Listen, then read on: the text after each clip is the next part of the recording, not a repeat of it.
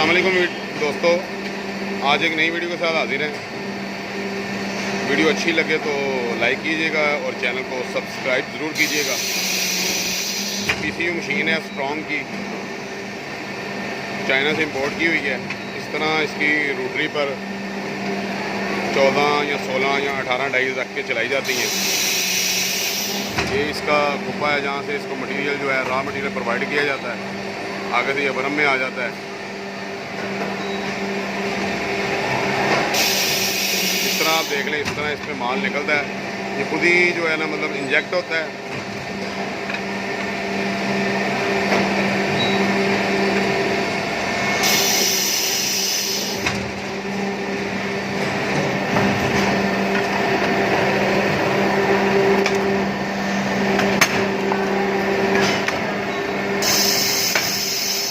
तैयार होकर पीस बाहर आ रहे हैं।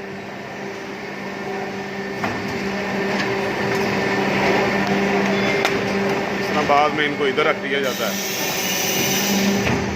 और इसके बाद ये बंदे बैठे हैं, इसकी सफाई करते हैं। जो इसको वेस्टेज होती है उसको उतार देते हैं।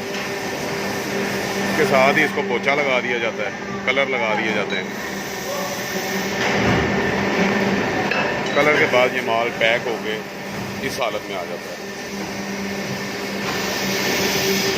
ओके दोस्तों, वीडियो अच्छी लगी हो तो लाइक ज़रूर कीजिएगा। अल्लाह हाफिज़।